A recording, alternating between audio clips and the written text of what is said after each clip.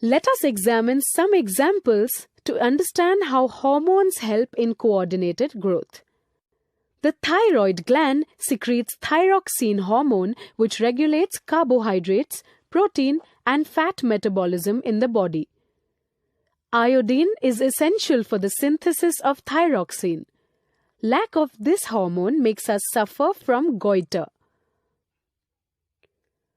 Adrenal glands secrete adrenaline hormone.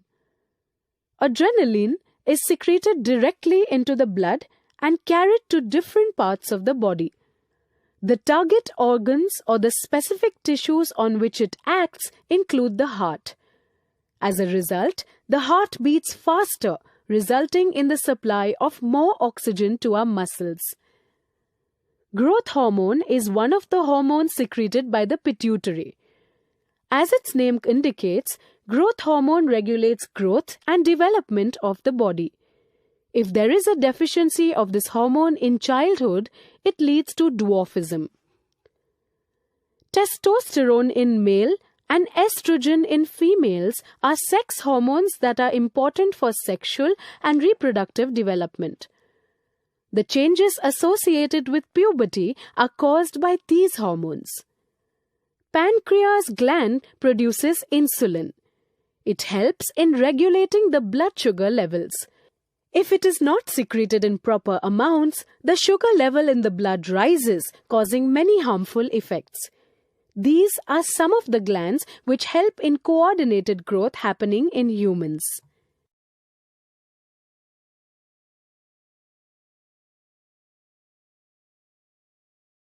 Download Spark Learning app.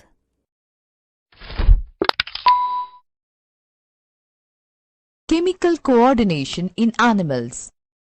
In animals, chemical coordination is brought about by the secretions of endocrine glands. Endocrine glands are ductless glands which secretes chemical substances called hormones directly into the blood. Hormones. Hormones are substances that regulate growth patterns and coordinate cell functions for promoting growth.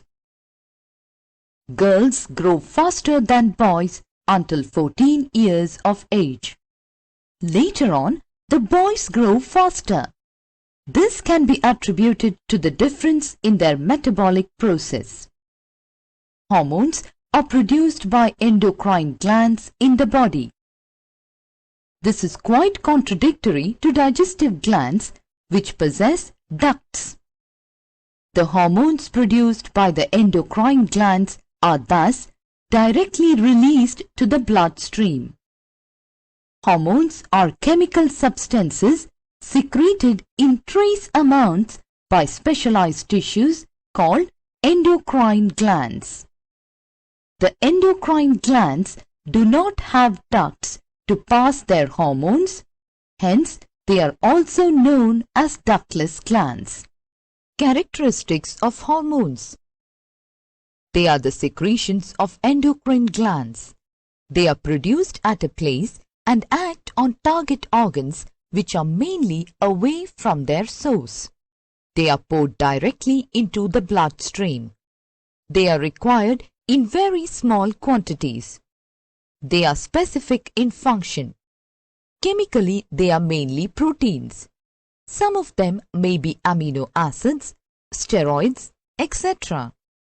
They are harmful if present in less or excess amounts.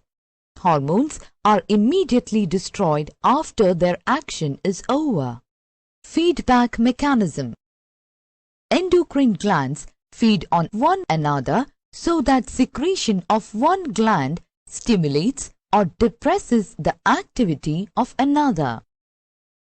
For example, the pituitary gland produces a hormone that stimulates the thyroid to produce its hormone.